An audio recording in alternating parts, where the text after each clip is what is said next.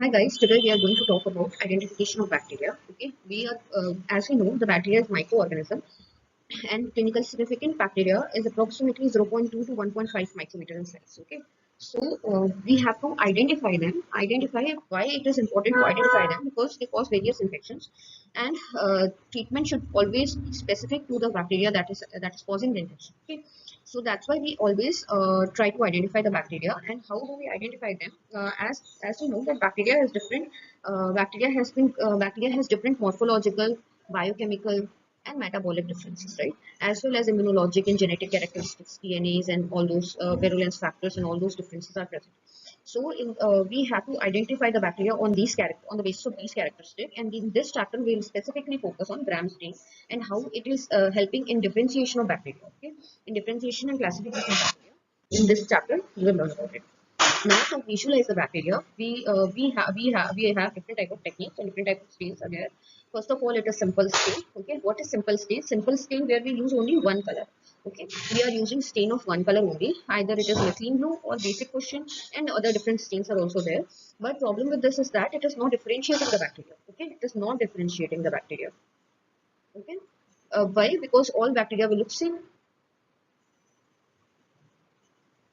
Look same.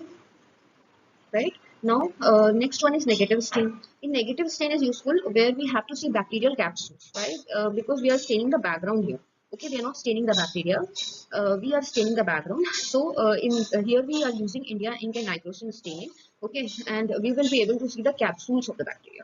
Okay, this part will be dark, and bacteria will look, capsule will look as like a hollow halo around the bacteria. Okay, so this is what we will be see. Now next is impregnation method. Impregnation method is done for thin bacteria. Okay, they are so thin that they cannot be stained with the simple staining method or differential staining method, and we are using impregnation method. Okay, so to provide a layering to their cell wall, you know. Example, we usually do it in a spirochetes. Okay, they're very thin, and we cannot see them with the simple staining or differential staining method. And also bacterial flagella, that is also very thin. Okay, we use libadity to stain for this. Okay, then the fourth one is differential stain, which is we are going to talk about here. In differential stain, we are using two kind of stain: primary stain as well as secondary stain. Okay, so these some bacteria will take primary stain, some bacteria will take secondary stain. On the basis of that, we will be able to differentiate the different type of bacteria.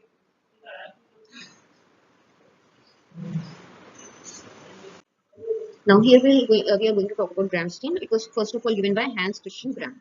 Okay, he devised the Gram staining method. Okay, what is the Gram staining method? Gram staining method, here we follow the procedure. Step one is we use crystal violet. Here we are using crystal violet. Okay, this is primary state, that is added to specimen sphere. And in here we take this kind of slide where we'll make a smear from sample, and then we'll heat fix it. And then after heat fixing it, heat fix, this is a very important step in making a smear, we'll talk about it later.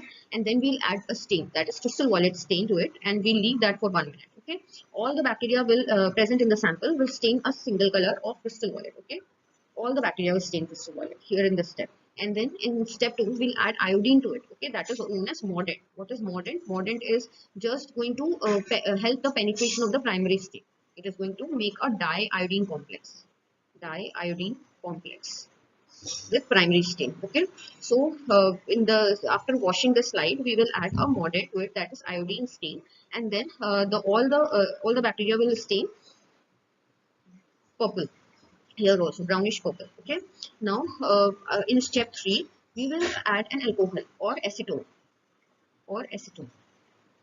that is used as a decolorizer. Okay, that is used as a decolorizer. It will wash away the stain from gram negative cell wall, which has thin peptidoglycan layer. Okay, we'll talk about peptidoglycan layer later. We'll talk about it. And then we'll leave it for few seconds, acetone or alcohol. And then again we'll wash the slide and add a counter stain or secondary stain, that is safranin. And different kind of counter stains we can use, that we'll talk about it. And then which will allow the dye adherence to gram negative cell. Okay, so we will be able to see gram negative cells as pink in color and gram positive cells as purple in color. Okay,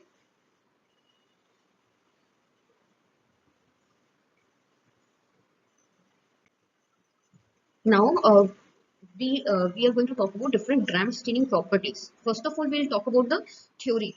there were two kind of theory that is most prominent for Gram staining: pH theory and cell wall theory. What is pH theory? pH theory is where we have an acidic protoplasm. Okay, inside the bacteria we have acidic protoplasm according to the theory, and that is why it is able to retain the basic type. As you know, acid will retain the acidic protoplasm will retain the basic type. Next one is cell wall theory. That is most accepted theory. Okay, what according to it, in gram positive cells, what we talked about, gram positive looks purple in color, and gram negative looks pink in color.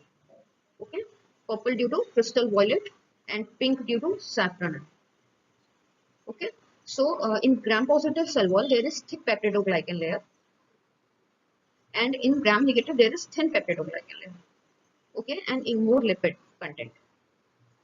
Lipid is dissolved due to decolorizer like acetone or alcohol, and that causes that is why they are unable to retain the primary stain and get stained by secondary stain.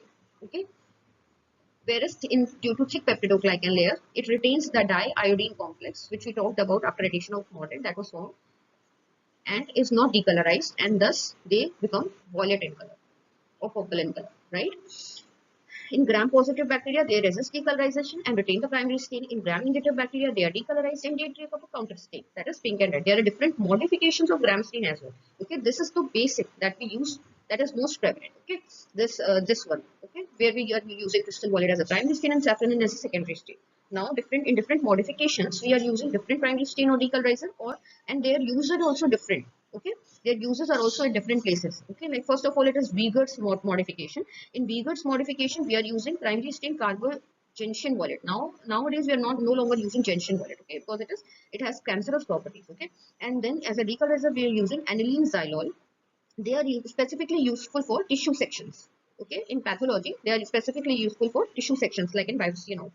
Now then, Preston and Morrell modification. Preston and Morrell modification, we are using primary stain as same as crystal violet. Okay, like that one Hucker's modification. That is modification that was I gave you about. Now, decolorizer used here is iodine acetone. Where in that we were using alcohol or acetone. Most commonly alcohol acetone is used. Okay, here we are using iodine acetone, and it strengthens gram-positive staining. Where we are not able to properly appreciate the gram-positive bacteria through the above method, we will use this method. Okay, we are going to use decolorizer iodine acetone, right? Now, Jensen's modification. What is Jensen's modification? Where we are using methyl violet as a primary stain and absolute alcohol or neutral lead as a counter stain. Okay, absolute alcohol as a decolorizer and neutral red. Instead of saffron, we are using neutral red. Then this is better counter stain for gonococci and meningococci, right? Now, Kopelov and Biermann modification is also there, where we are using primary stain methyl violet as above and decolorizer acetone or acetone alcohol. Okay, we can use any one of that. Okay. Now,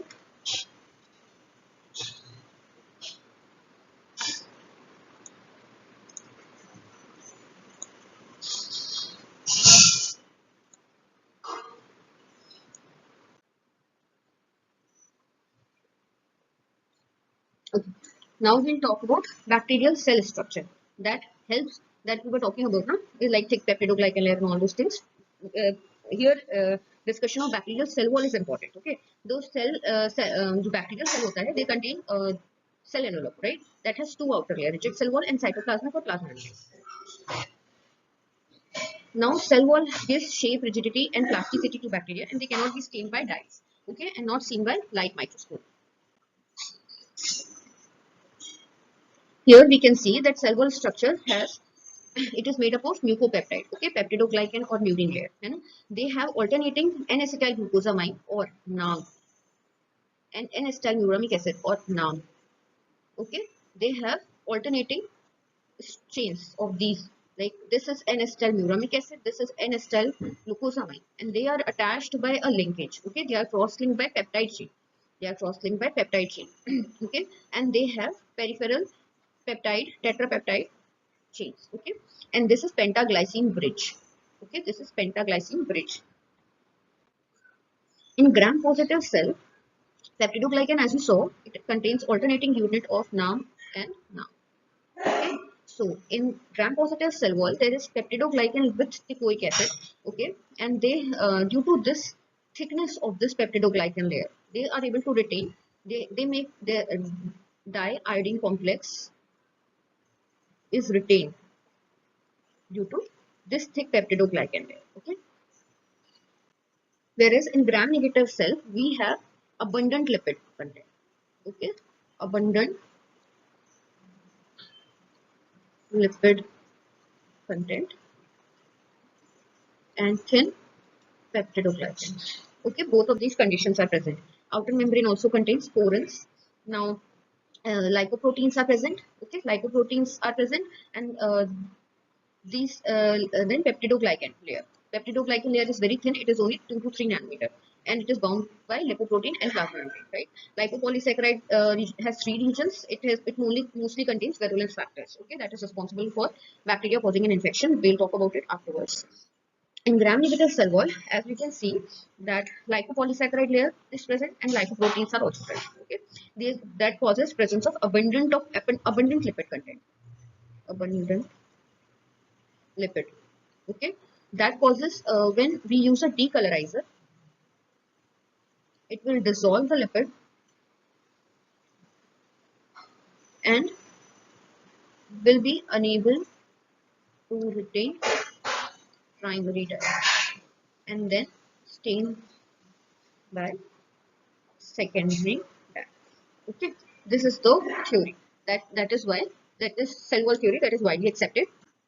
Now, different morphology that we can see with the help of Gram-STEAM. First of all, it is foci, which means spherical. Okay, like this. Okay. Now, bacilli, which means short rod-like structures.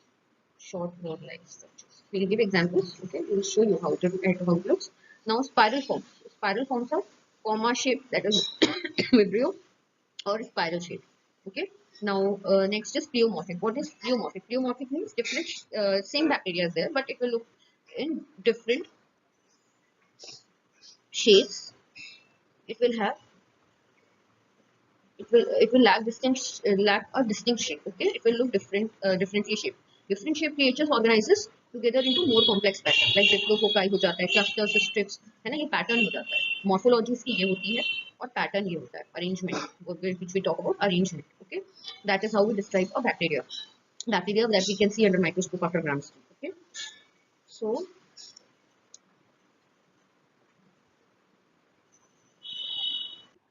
okay, now we are going to look at some examples of gram-negative bacteria and gram-positive bacteria. First of all, it's Vibrio. Okay, Vibrio is comma shaped. Okay, as we can see, it is comma shaped. Okay, now Meningococcus. This is Diplococci. Okay, we can see that gram-negative bacteria all are red in color. Okay, or pink in color. Exactly, it's pink in color. Then Veillonella. That is cocci, gram-negative cocci. Then Escherichia. This is gram-negative bacilli, rod shaped. Okay, now gonococcus is also diplococci. Now this is a spiral shape. Okay, spiral shape bacteria. Okay, now this is a spiralum. This is also spiral shape. Helicobacter also rod shape. Rickettsia rod shape. Okay, all these are example of gram-negative bacilli, and these are responsible for causing different kind of diseases. Like Vibrio is causing enteric fever, Meningococcus is causing meningitis, then gonococcus is causing gonorrhea, spirochetes are causing syphilis, then Escherichia is causing different kind of UTI infection or other kind of infection as well. Then gram-positive bacteria. Okay, gram-positive bacteria. So gram-positive bacteria examples are gram-positive bacilli as well as gram-positive cocci. Clinically significant gram-positive bacteria are first of all Clostridia, that is gram-positive bacilli. Okay, as we know, it causes different kind of infections like tetanus, sorry, gas gangrene, and all those. Then is Streptococci. Then Streptococci is gram-positive cocci that is present in chain.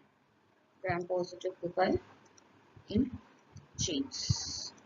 Okay, this is arrangement. Chains is arrangement here.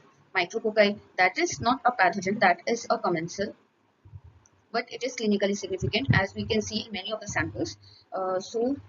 It is present in tetrads. Okay, gram-positive cocci present in tetrads. Pneumococci is also present as diplococci. Staphylococci is present in clusters. Okay, cluster, grape-like cluster. Corynebacterium, diphtheria. Okay, then it is tennis racket shape or other like bifidobacterium. This is also a non-pathogenic gram-positive bacteria, and actinomycetes, right?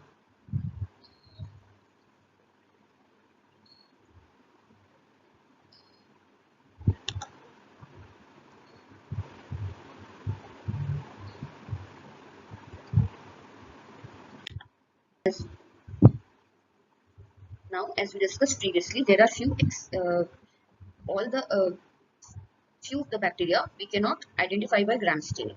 Okay, cannot be identified by Gram staining. So for that we do different kind of stains like mycobacteria. Mycobacteria will do acid fast stain, or these are acid fast bacteria, Zeal-Neilson stain.